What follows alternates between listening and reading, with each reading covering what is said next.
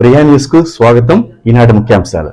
Srikalahasti market committee కొత్త అధ్యయనం. రంగినేని చెంచయ్యనాయుడు బాధ్యతల స్వీకారం. శ్రీకాళహస్తి నియోజకవర్గంలో ప్రజాసేవ కట్టుబడి రైతుల అభ్యున్నతిని ధ్యేయంగా పెట్టుకున్న నాయకుడిగా పేరుగాంచిన శ్రీ రంగినేని చెంచయ్యనాయుడు గారు ఇప్పుడు శ్రీకాళహస్తి మార్కెట్ కమిటీ చైర్మన్గా అలాగే కమిటీ డైరెక్టర్గా సభ్యులతో కలిసి ప్రమాణ స్వీకారం చేయబోతున్నారు.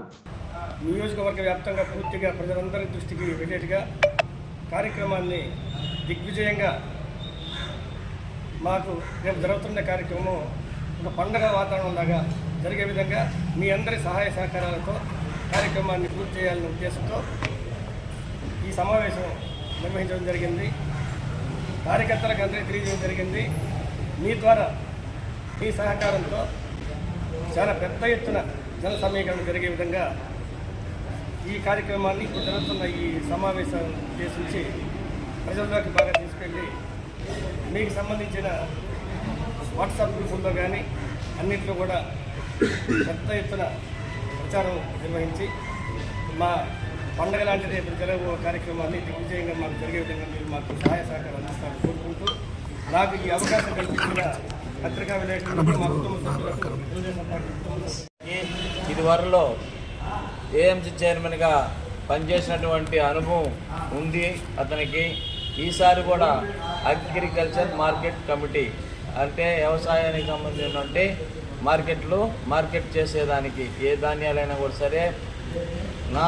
నాకు తెలిసినంత వరకు రైతు పండించే పంట వరి పంట ఎక్కువ మన కాళహస్తి నియోజకవర్గంలో. చాలా వరకు రైతులు వరి పంట పండించిన వాళ్ళు ఇబ్బందులు పడుతున్నారు.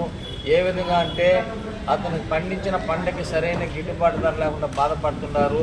పైన వాళ్ళ దగ్గర నుంచి వరి ధాన్యం కొన్న రైతులు కూడా బ్రోకర్లు కూడా వాళ్ళు కొని వేరే మద్రాసుకో ఇంకొకరికి అమ్మి వాళ్ళ ద్వారా డబ్బులు చేయిస్తామని మోసపూరితమైన మాటలు చెప్పి కొనుగోలు చేసి వాళ్ళకి రైతులకి డబ్బులు కూడా చెల్లించుకుంటా పాపం ఎంత ఇబ్బంది పడుతున్నారు రైతులు అంటే. నిజంగా రైతు చాలా హీన దశలో ఉన్నాడు. కాకపోతే పక్క పొలం పైరు పెట్టి నేను పొలం పైరు పెట్టకపోతే బైసాట్గా ఉంటుందేమో అనే ఒక దానికి అతను భార్య బెళ్ళలో పుస్తులు గిస్తులు అమ్మి పైరు పెట్టి మళ్ళీ పైర్లు పండించే పరిస్థితుల్లో రైతులు ఎంతో ఇబ్బంది పడుతున్నారు.